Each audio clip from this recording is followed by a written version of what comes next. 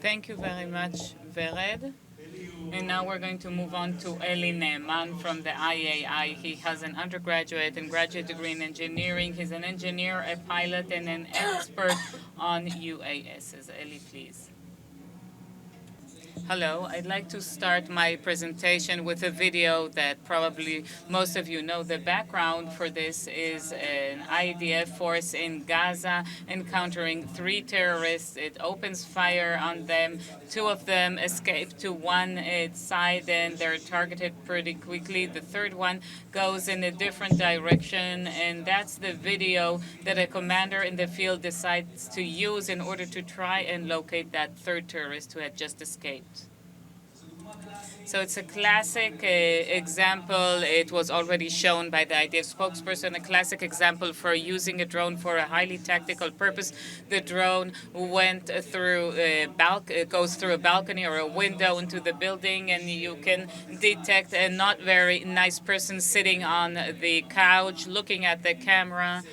This is Ichia Sinwar. These were the last seconds of his life. And just a few seconds after this video, a missile was launched towards this building and he was killed. And there are highly tactical elements here, and one could easily understand just how good and useful drones can be for tactical purposes. And part of the advantages appear here: maneuverability, high maneuverability for such instruments. They're easy to fly. You don't need a lot of training in order to fly them. Just a few hours and you can use them. Their size is small. It's easy for them to enter through a window or a balcony. They have hovering capability, and this is a classic example in which you can simply hover and stay there and explore the room that it just entered. There's no great logistical effort involved. The combatants or soldiers can take it with them and use immediately, and perhaps most importantly, that it is an organic part of the force. You don't need the Air Force to allocate an aircraft or anything like that. It's part of the maneuvering unit and always ready for use. And this video we just saw is a classic example for why it is so good and so efficient, and yet it has 2 main problems. The first one is endurance, the amount of time it can fly. In this case, where it's just a window and it's really close to me, and I need maybe a minute or 2 or even 10 minutes, it's definitely enough. But now if I'd like to look at a certain building for several hours, to observe through a window, or to cover a larger territory, a larger area, and I'd like to stand there, to stay there for 3 or 4 or 5 hours, drones cannot do that, and these are 2 significant disadvantages. Now, regarding the range, I have to be really close, and the drone operator was dozens of meters, maybe 100, maybe 200 meters from the building, and it puts the soldier in risk. And smart people, and we have a lot of smart people, they said, but hold on, all of these advantages that are missing here, if you talk about hovering and range, I have that with fixed wing vehicles. Let's use these kind of vehicles, add VTOL capability, and then we can achieve all these advantages, and then we won't have a problem with hovering or endurance. We won't have any problem with endurance, and that, of course, is a significant advantage, but it undermined all the other multi-rotor drone advantages, which are very important. So what happened is we solved one problem, but that actually created many other problems. So just imagine a hypothetical situation, the dream of every tactical soldier, every combat soldier. If we could have some kind of means that of the advantages, both that of a multi-rotor drone and a long endurance. So I'm delighted to tell you that it actually exists, and I'd like to introduce the APAS 25. APAS 25 is a new UAS by the IAI. It's a drone, but it's a different kind of drone. It doesn't operate on electric engines and it doesn't have batteries, but instead of that, it has one combustion propelled engine with heavy fuel. And thanks to this method, it can actually fly for many, many hours. So this UAS can fly for up to 8 hours and it can carry up to 10 kilos. Of course, not together. A classic example, let's say I have a payload that is 1 kilo or two. I can provide even 6 to 7 hours that's in the air. Because it doesn't have separate engines to each rotor, you cannot pilot it through changing the cycles per minute. Instead of that, you change the pitch of each of the rotors separately, and this way we can achieve both a very easy driving and a very long endurance, and all that is achieved through hovering. And this way I have all the advantages of a drone, a multi-rotor drone, with an increase of the endurance and the fact that it can fly much farther away. The distance is much greater. So a bit about the APAS. It's the first harbinger from an entire series of UASs that we will launch soon. The APAS 25 is already available. If you haven't seen it yet, it's in the IAI Pavilion right at the entrance to the exhibition. You can see the model and receive some more detailed explanations. It has an internal combustion engine, 4 beats. It's highly efficient. It's 4-stroke, and it's quiet. It works with all types of fuels. It has no batteries or electric engines. It's patented, and it is the beginning of an entire series, a family of products. The next product will be the APAS 60, which can carry up to 35 kilos of payload with a lot of hours of operation.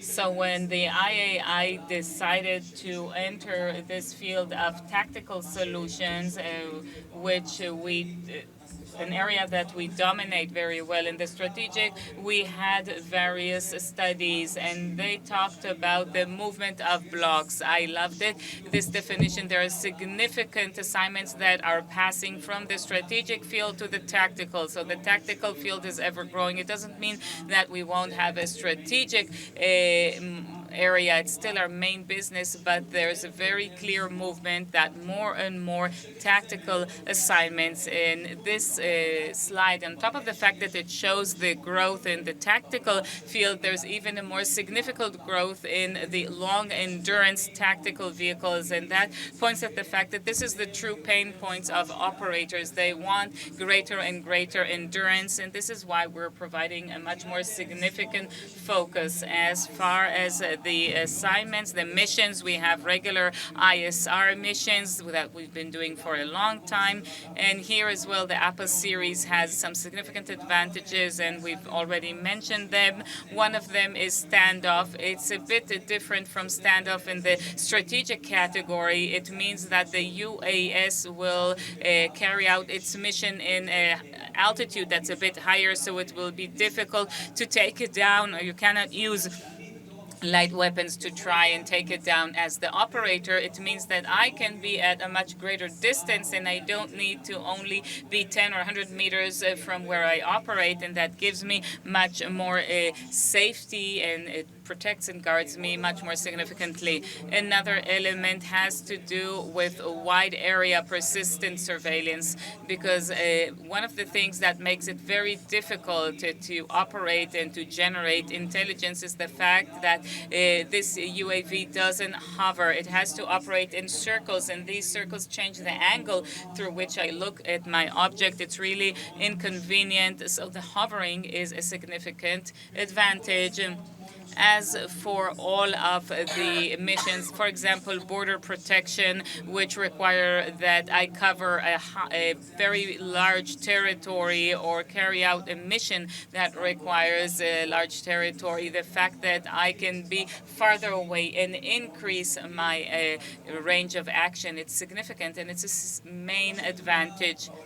Now, with respect to logistics and lethality, because in these situations I want to carry a great as weight as possible. That's another significant advantages with these UAVs. You can carry more weight for a longer period of time, and that's also very important. Another requirement has to do with special missions, very exotic payloads or payloads that are required for a certain arena that require a lot of energy from that where it's installed on. The fact that it's an internal combustion engine that can provide a lot of electricity to the payloads. The APAS 25 can provide 300 available watts for the payloads. It means you can carry more payloads and much more special payloads which consume more energy.